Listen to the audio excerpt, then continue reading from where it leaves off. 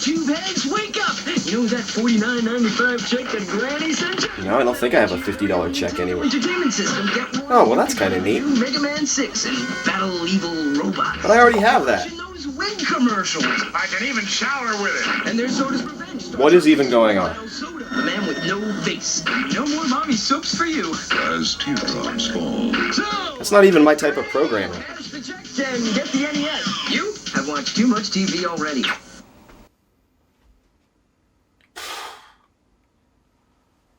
Well, that was a lot to take in all at once, and I don't even really know what happened there, but at least I got this thing out of it.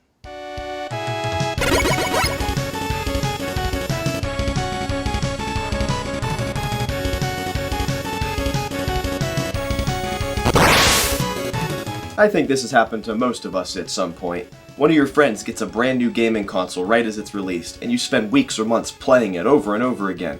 Finally, a year or two down the line, you get your own for either Christmas or your birthday, and the system looks nothing at all like you remember. What happened? Did you get the wrong one? Well, not at all. You just witnessed a console redesign.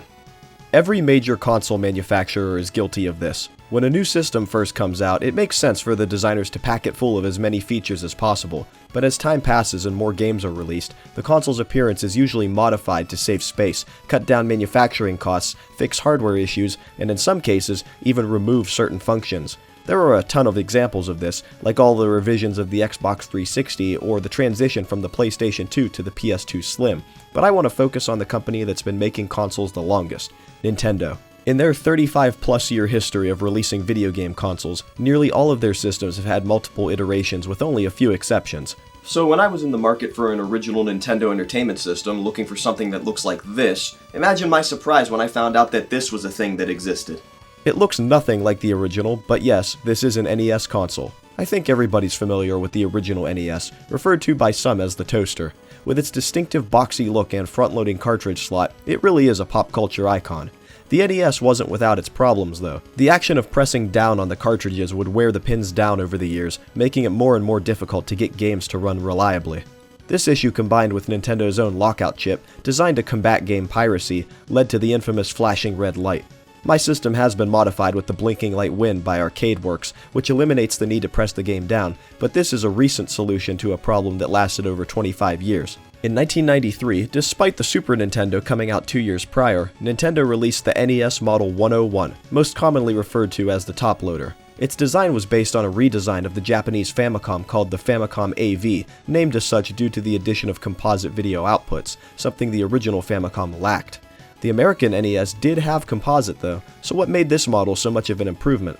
Well, to start, the size difference. The top loader is less than half the size of the original, so it takes up less space on shelves. This smaller design helped with its marketing campaign as a low-cost alternative to the Super Nintendo, intended for younger children just getting into gaming. The top loader gets its nickname from the way the cartridges load, straight into the top of the system, just like how the Super Nintendo accepts its games. This is the main draw for this system, as it's much more reliable than the faulty mechanism in the original NES.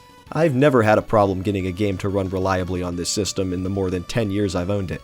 Also of note is the removal of the lockout chip, which means that not only is the flashing red light not a problem, there's not even a light to begin with, but this system can also play unlicensed games and even PAL European games without much trouble.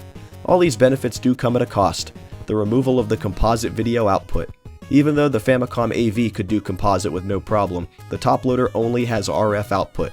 This and a lack of reliable shielding on the inside of the system means that the video quality isn't good at all, even when compared to RF on the original NES. If you play on a CRT like I do, then the quality is passable at best, but don't even think about trying to plug this into a modern HD or 4K TV.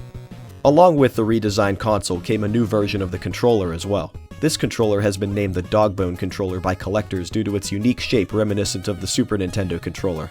I find it more comfortable than the original NES controller, but what kills it for me is the placement of the A and B buttons. The way they're slanted makes it difficult to use the controller in games that use both buttons at the same time.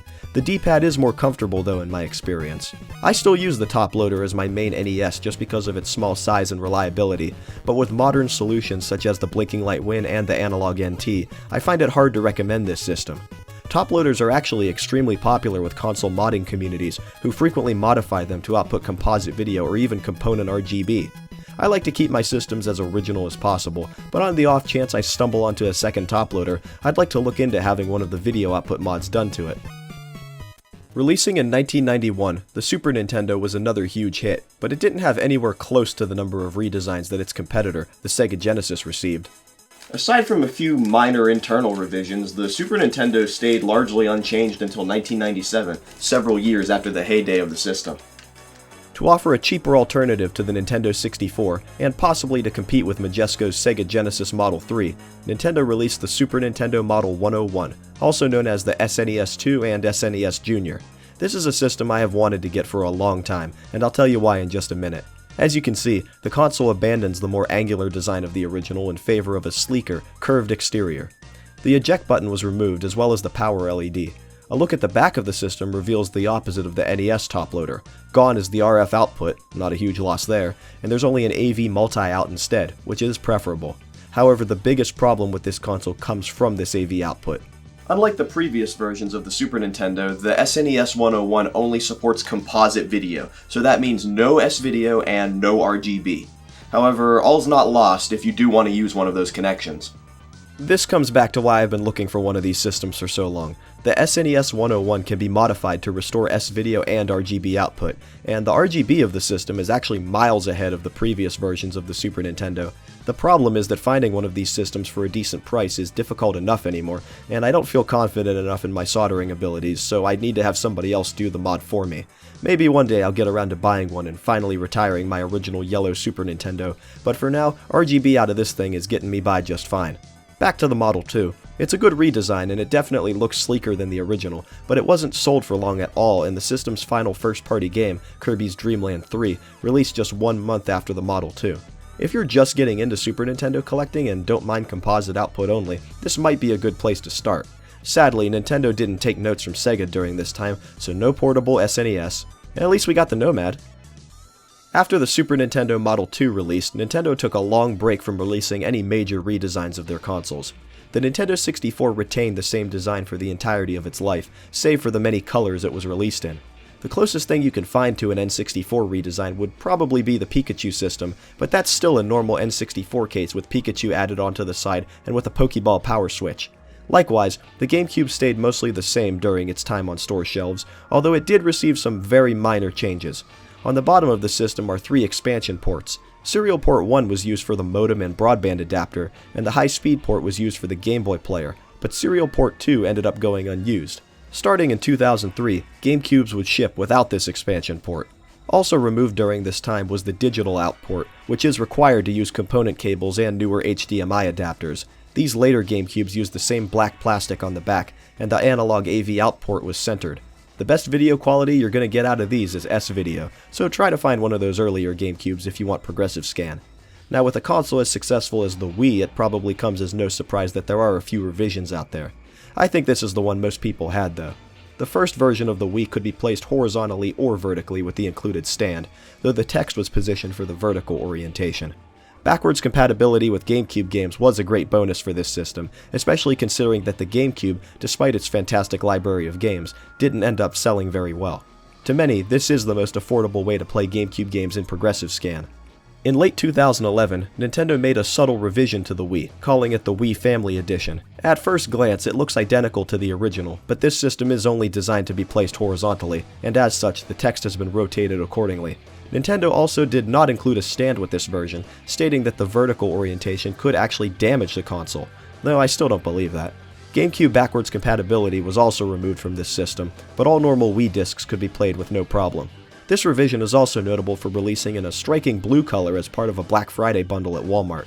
But now it's time for the weird one. In late 2012, Nintendo quietly released the Wii Mini, an extremely cut-down version of the Wii, exclusively in Canada, although it would be released in the United States the following year.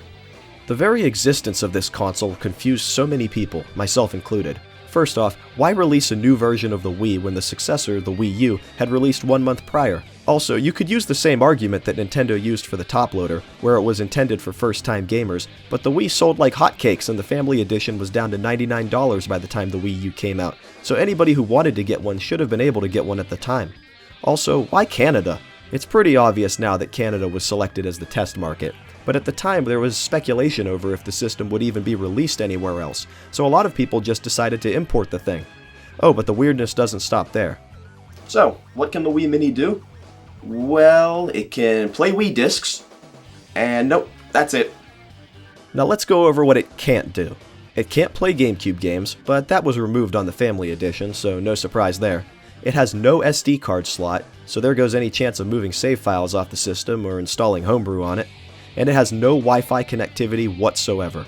To many, this was the death blow, as Nintendo releasing a permanently offline console in 2013 was unheard of. To make matters worse, when the Wii Mini was released in the United States, it was bundled with Mario Kart Wii, which has the biggest online community of any game on the system.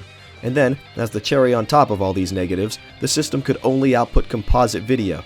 Plugging in component cables would give you no image on screen at all. So I hope you like blurry video or you have an old CRT sitting around, because the Wii Mini just cannot do 480p. Now I know that the Wii was never an HD system, but as far as analog connections go, it was nice to have the option to do progressive scan. Lack of internet connectivity and really poor picture quality is ultimately what killed the Wii Mini, although the system did find a tiny little bit of redemption recently when user Fullmetal 5 was able to get Homebrew running on it by using a Bluetooth exploit, although you do need a Linux PC to pull that off.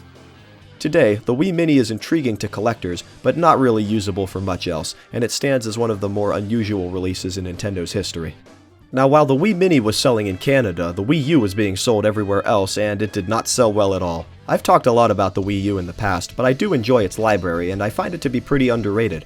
Due to the console's lackluster sales, we never did get a major redesign of the Wii U, and there was only one special edition console released, that being the Zelda Wind Waker system.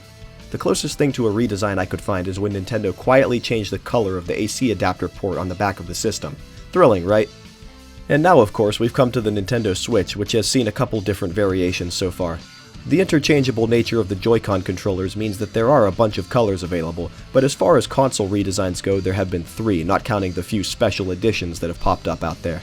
There's the original, released at launch in 2017, the red box version, which looks identical but features a revised NVIDIA chipset and improved battery life, and the Nintendo Switch Lite, which is handheld only and does not have removable Joy-Con controllers.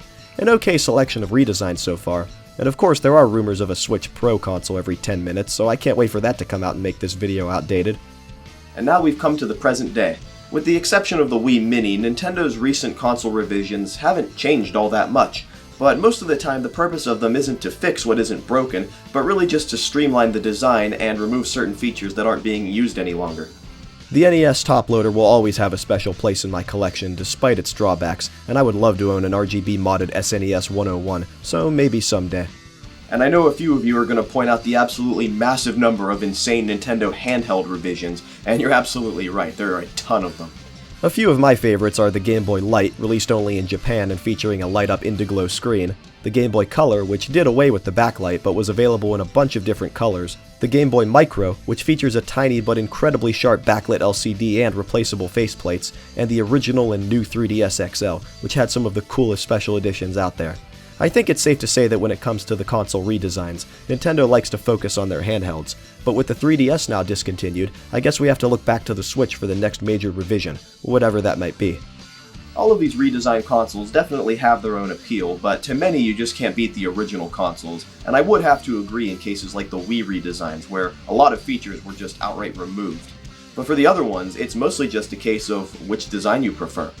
But that should about do it for this episode of Retro Rampage. Oh, and for those of you who were wondering about how I don't have a Super Nintendo Model 2 but I was still able to afford a top loader, well, the answer is simple. I used the $50 check my grandma gave me.